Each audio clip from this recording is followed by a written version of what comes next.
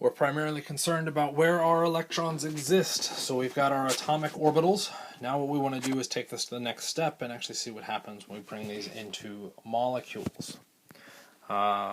So this is where we run into an issue. So if we look at our electrons in the orbitals in our atoms, we must expect something similar in our molecular situation, because our electrons, that's where they exist, in orbitals. So if we looked at the individual Lewis structure for, say, something like methane, we would refer to our bond angles in that structure probably being 90, 90, 90, 90, and everything would be good, because we'd say, okay, well, all the bond angles are the same, and all our atoms are the same, so that makes sense. But we do also have to remember we have this bond angle as well, which is 180, which means the interaction between our hydrogens connected by the purple line are different than the interactions between our hydrogens connected by the red lines.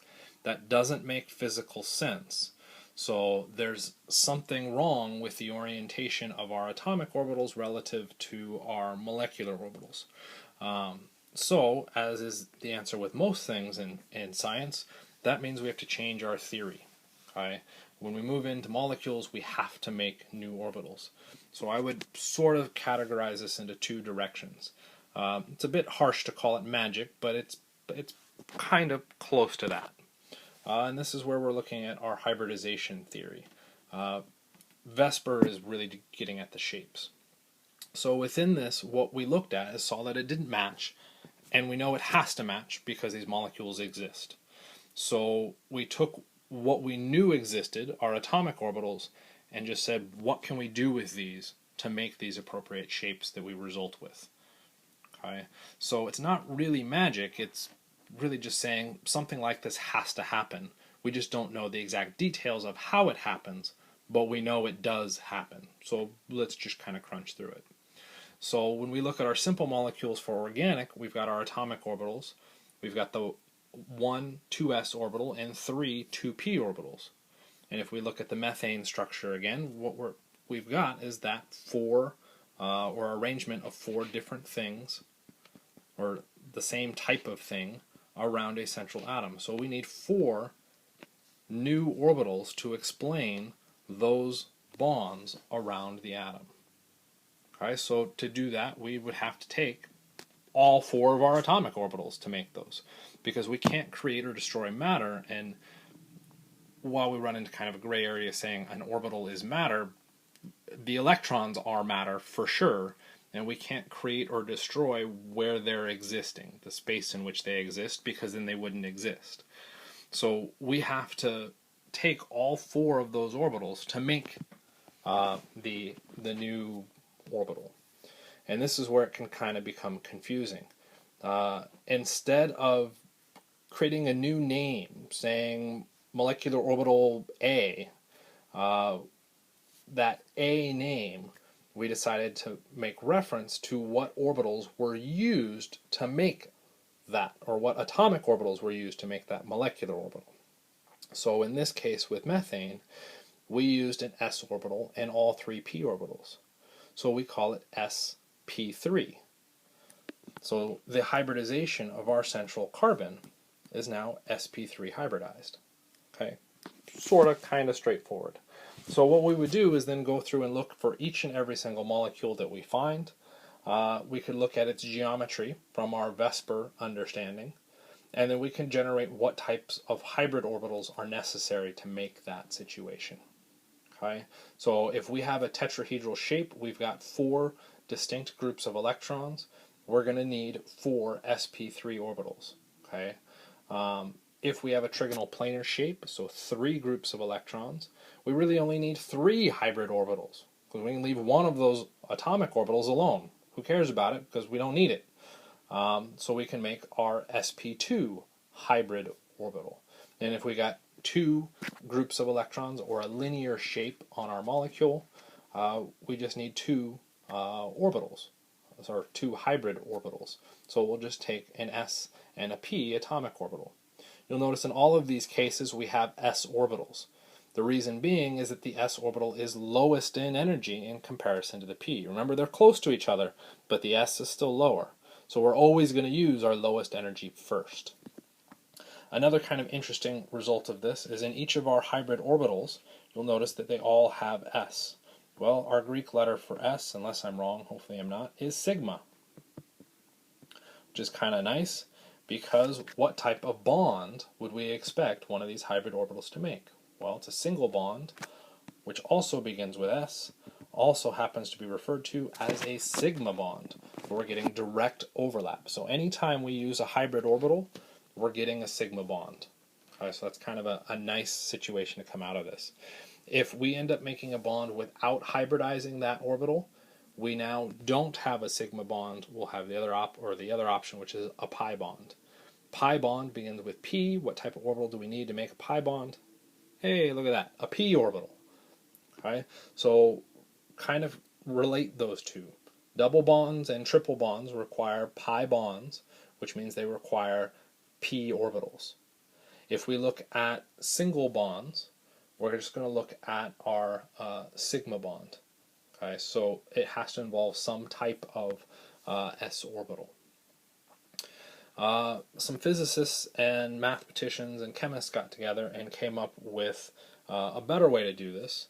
They looked at the molecular orbitals and used formulas in mathematics to predict where the electrons would exist within these new molecular orbitals based on where they started in the atomic orbitals. So what they did is they linearly combined the atomic orbitals to make molecular orbitals. So what we get is the linear combination of atomic orbitals molecular orbital theory, or LCAO MOT, which you may heard is LCAO molecular orbital theory. All right, so what's happening in this case is that we bring in our two atoms. We've got our atomic orbitals on either side, so AOs, and in the middle what we end up with are molecular orbital. So what happens when we actually make the bond between these two atoms? So if we look at these red dots now as nuclei of each of these, we end up with two possible ways these orbitals could interact with each other. They could interact favorably where we put the electron density. Okay, so let's give them an electron. We put the electrons in between those two nuclei, in which case we formed a bond. Or they could have interacted in such a way where the electrons are outside the nuclei, okay, or away from those two nuclei. So the result is that we don't form a bond. And what we come up with in the bottom case is a sigma bond, because we are looking at s orbitals interacting with each other, and we're getting this direct overlap. When we move up to the upper possibility, we get a sigma anti-bond, okay, saying that we can't form a bond because we don't have electrons between the atoms. Okay, so we're just looking at the possible outcomes that could come out of two atoms getting close enough to potentially form a bond. The other thing that you'll see come out of this is looking at electron density maps, and we can very crudely show that by saying most of the electron density is found between those two nuclei. In the other case, most of the electron density is found outside the nuclei. What's an interesting feature of this? Right through the middle of those two groups of electrons, we have a node. If we increase the number of nodes, we increase the energy. Hence our p orbitals were higher in energy than our s orbitals. Okay, so it kind of comes from the same general concept. This is not the easiest concept to deal with or work around, but it does have some importance, which we'll talk about here in just a little bit. So bear with me as far as understanding your molecular orbitals. Try and get a pseudo grasp of it, and you should be fine as far as that goes. When we're looking at our hybridization, so we can step back and look at a little bit more detail, I've got a summary here of all possible electron groups and molecular shapes that we will see in organic chemistry. This is a lot more complicated if you moved into general chemistry or went back to general chemistry or advanced into inorganic chemistry. But these are the overall shapes, bond angles, and hybridizations that come out of it. So as a quick example, if we try to determine sulfur and oxygen, the hybridization of those atoms, we could go through and say how many electron groups are around that sulfur. At very least, we've got the 2 bonds. Okay, so we have to be a little bit careful here, because instead of just saying, oh, it's 2, it's got to be in that linear section. So we've got to be some kind of sp hybridization. We do have to remember our simplifications within organic chemistry. Sulfur has 2 lone pairs that have been implied. There's our 3rd and 4th group of electrons around our sulfur, which means we're not looking at the 2 electron group category, we're actually in the 4 electron group. We had 2 bonds, so our bonding groups of electrons puts us here, and we had 2 non-bonding. We're looking at the bent shape, which results in an sp3 hybridization. Okay, you'll notice that everything under the 4 electron groups is an sp3 hybridization. Okay, cool. That's kind of nice. Keeps things a little bit simple. So if we can figure out our electron groups, we can jump straight to our hybridization without having to deal with all these other shape things. What about the oxygen? We look at the oxygen, and this is where we tend to run into issues. So number 1, let's put on our electron pairs. Okay, actually, let's clear everything. We can put on our electron pairs. That oxygen has 2 lone pairs, and we could go through and say, well, we have 1, 2, and this is where we run into issues. A lot of people will go, well, 3, 4, because I've got 2 bonds. Okay, the electron group is not specific to how many electrons per se, it's just how many groups of electrons are in a given quadrant of space. Okay? Which means as long as I have 2 electrons, I have a group, but it can be more than 2. When we look at the quadrant of space, that double bond is in the exact same space. Both sets of those electrons are in the same orientation, the same atom that they're being bound to, which means that counts as 1 group of electrons, which means we have 3 groups of electrons. All of those are bonds, which means, whoops, sorry, let me try that again. Only 1 of those is a bond, and we have 2 non-bonding. We're looking at a linear shape between the carbon and the oxygen. Either way, our oxygen is an sp2 hybrid. Okay, if we wanted to advance this a little bit further, what's going on with that double bond? Well, one of those bonds is a sigma bond due to the sp2 hybrid overlap with our carbon. The other bond is due to a pi bond or a p orbital. The only way that we could do that pi bond is if we had a p orbital left over. Well, look at our hybridization, sp2. We started with 3 p orbitals. There was a leftover p orbital. That leftover p orbital can go through and do our hybridization, or be unhybridized to generate our pi bond. Okay? So now let's move into the more interesting one. We can look at our linear combination of atomic orbitals. Okay? And we do run into all sorts of kind of weird things within this. I am going to go through it kind of fast because we don't want to talk about it too much. If we go through and look at how these 2 atomic, these are our atomic orbitals, for p orbitals, what happens when our p orbitals get near each other? So let's say that we bring these atoms in along the x-axis. Well, if we move along the x-axis, the first thing that's going to encounter each other are going to be those 2 px orbitals. And what will end up happening is we'll have a p orbital here, p orbital here. We have the potential for them interacting, or we have the potential for them not interacting. Okay, where the electron density is moved away from it. So what we end up with is now, okay, very quickly and crudely in this situation, we end up where we had a direct overlap of our orbitals. So we have a sigma bond, and we have a sigma antibond, where we had an indirect overlap, or sorry, no overlap. Okay, the orbital orientations or the orbital diagrams would look something like a small lobe there, big lobe on that side, small lobe there, big lobe over there. Okay, for our sigma bond, if we drew in our description, we'd have a lot of electron density in between them and very little electron density on the outsides. So these p orbitals can indeed make sigma bonds. Okay, and that's where this can become all sorts of fun and confusing. If we go through and look at the unhybridized, or the other p orbitals involved in this, well, along the y-axis, what happens? Well, what's going to end up happening is our x-axis p orbitals prevent direct overlap. So we end up seeing our p orbitals come up and not interact directly with each other, which means we have the potential to see a node show up in this. Okay, which means we might push to a higher energy. So what we end up with in this case is now the possibility, of those p orbitals, where we've got our nuclei sharing electron density, or in our higher case, those p orbitals not sharing electron density and leading away from each other. And what we've got in this case now is, because we don't directly overlap the energy, is a pi bond and a pi antibond.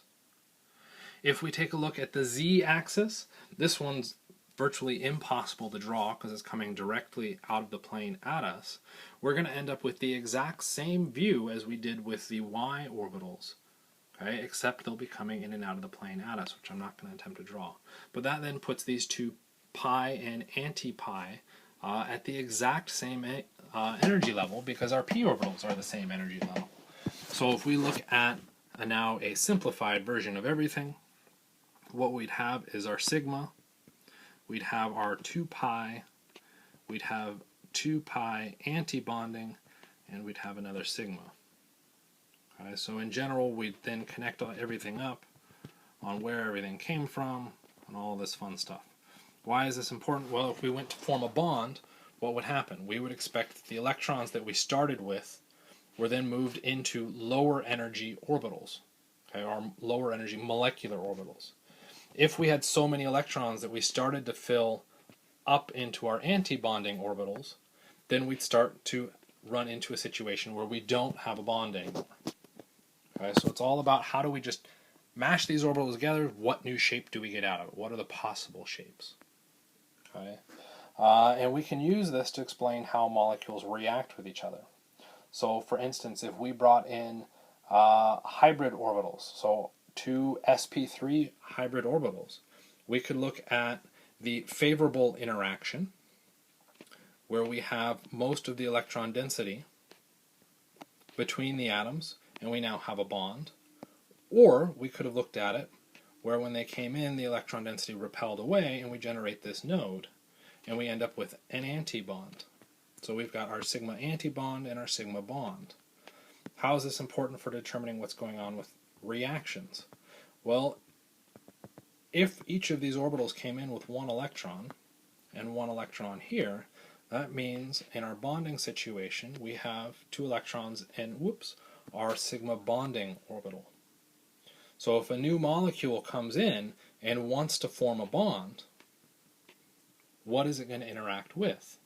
Can it interact with our sigma bonding, or does it have to interact with our sigma star? Well, it's really going to have to interact with the sigma star. So we can now start to combine these orbitals in different fashions to try and predict how and why things would work in these particular fashions. Why is this really important? Well, if we have a bond, okay, that new atom can't come in and connect from the other side because there's no electron density there. There's no place for it to overlap the electron density. That path is eliminated, which means it can only come in and attack from the backside of the leaving atom. So what are we looking at? We're looking at an SN2 reaction. Whereas if we shifted this to an SN1 reaction, if we looked at our molecular orbitals, what's the molecular orbital of our substrate? We end up with a p orbital, which means it can attack from both sides.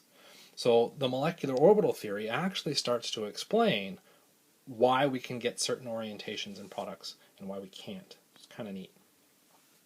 Last 2 examples before I give you some problems. We could look at how this applies to sigmatropic reactions. In this case, we're looking at the p orbitals, and we're trying to go from our reactant to our product. And when we take a look at our product, we might say, well, why do I care about molecular orbital theory in this case? Well, when we look at this product, while there may not be any chiral atoms, we do have an issue. This could be a cis product, or it could be a trans. Well, which one is it? Which one actually forms? Well, if we don't understand how the reaction worked, we can't predict this. Molecular orbital theory does a good job of predicting it. We can go through and look at our molecular orbitals of our starting material and start to predict something about it. Well, how can we do that? So take a look at the molecular orbitals that we've gone and drawn out. So what we've looked at is just how those p orbitals can possibly align with each other. They can all be perfectly aligned, where we've got our electron density perfectly set up with our shading, or we can start to introduce nodes within it where we don't see an alignment there, and we don't see an alignment here, or here, okay, or here, or here. And you'll notice as we move up in energy, we end up increasing the number of nodes. Okay, so now that we've got our molecular orbitals, what does that do for us? Okay, well, we need to know what electrons are involved in this actual bond. So when we go through and look at these p orbitals and what's changing, is we would go through and say, well, each of those p orbitals brought in an electron. So we have 4 pi electrons. Well, now we start to put them into our orbitals. We can fit 2 in the first one and 2 in the second one, and now we're done. So why is that important? Well, which of these orbitals is most likely to generate the new bond? Okay, could it be this one up here? Well, that doesn't make any sense. There's no electrons there, so it can't possibly make a new bond. How about here? Same issue. So we're really now looking at those bottom two, our lowest in energy molecular orbitals. Which of those two is most likely to produce the bond? Okay, well, we might say the lowest energy, but if it's lower energy, it doesn't want to react. It's more stable, which means we're looking at this being our one to generate that new bond. And to generate that new bond, we have to make sure that the orbitals overlap to make a new sigma bond, which means they have to have the same polarity. That means that I have to rotate this p orbital up and this p orbital down. Okay, so they end up rotating opposite directions. That opposite rotation allows them to then overlap in such a way that we make a bond. If we didn't rotate them opposite directions, what ends up happening is we would bring in our shaded side on one part and we'd bring in our not shaded side on the other. What we'd have here is a node, no bond. Okay? So we have to do this rotation in this fashion, otherwise we won't make a bond. Well, how do we apply this to what our product ends up being? Well, draw on our bonds. If I rotate this orbital down, this guy rotates downwards, which means if I now draw out my product, the methyl group on the right should be dashed down. What happens to the methyl group on the left? Well, that methyl group on the left was aimed away from the structure, and if I rotate this p orbital up, this methyl group rotates same direction, also down. The net result is I end up with the cis product. Okay? So I can look at how I need to force those orbitals to align to generate that new bond. Without that understanding, I can't do this prediction. We can do the same thing with the Diels-Alder reaction. Same general idea. We go through and fill in all of our electrons. We've got all the molecular orbitals already drawn out. We can go through and fill in our electrons, and now we got to decide which orbitals are going to interact. Well, we can either take the highest occupied of our dienophile and the lowest unoccupied. Why do we have to use the lowest unoccupied? Well, we can't put electrons in if there's already electrons there. So we have to do what's known as a homo-lumo interaction. Whoop, sorry, pen slipped away from me. we have to get that interaction. So we can either interact these two with each other, or we could interact these two. And what we have here is our highest occupied molecular orbital here, and our lowest unoccupied here. So if we align those and take a look at how those orbitals match up, you'll notice that the exterior p orbitals match up perfectly to form that bond in both those circumstances. Okay? It's that orientation that actually allows for the bonds to occur. Without that possibility, we aren't going to get these bonds to happen. So kind of do that match. I'll do it for one of them here. You'll notice that we have, let's see which one's the cleanest. Oh, I didn't do a very good job. If we flipped this one over, okay, just kind of flipped it over, whoops, we'll have to rotate it. So if we rotate about that axis, we'd have the shaded match to the bottom, and we'd have the shaded match to the top, and we've got our bond, okay, our new sigma bonds. So it's kind of an interesting interpretation. It does take a little bit of practice to get used to, and I definitely went through this really fast. Okay, so here's some practice. So again, I'm going to give you a second here to go ahead and click pause and try and work through these, and then I'll pop up the answers. So here are the answers, and we'll show some work here in just a second. In the hybridization question, I added in the extra pieces that you may have missed, some lone pairs and some hydrogens. In the orbitals used to identify or make each of these bonds, it's a little bit trickier to kind of piece it together. In that first case, hydrogen only comes in with an s orbital, so that's the only orbital that could be used. In that middle one, it's kind of ambiguous which one is which, but as long as you add up 2 pi, those should say p orbitals, sorry. As long as we had, let's go ahead and just put in a p orbital and a p orbital, making the bond between those two carbons for the pi bond, that works. And then for the other bond, we're going to have the sp2 hybridized carbon atoms making the sigma bond. Okay, so that one becomes a little bit tricky. We've got to look at the hybridization of both atoms, which brings us to that last situation. The carbon atom on the left is sp2 hybridized. So that's going to have to be the orbital it's sharing with the other carbon, which is sp3 hybridized. So we end up overlapping 2 hybrid orbitals, but they aren't the same orbital. Okay, so it's kind of an interesting situation. When we look at pi bonds, with a hydrogen atom, it only has the s orbital, so we're not going to be able to do any pi bonds, and we'll look at that in a second. With the carbon atom, actually we won't look at those in a second. The hydrogen atom doesn't have any pi or p orbitals, so it can't do any pi bonds, so it's going to be 0. With the carbon atom, we'll get 2, and that's looking at the p orbital diagram that we talked about a little bit earlier on in the slides. And then for the very last question, involved a little bit of nomenclature. We'd have to draw what we're asked to make. So the cis 3,4 dimethyl cyclobutadiene, it's not butadiene, it's butene. That was my bad. How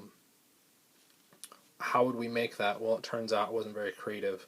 What we just worked through was that result, actually.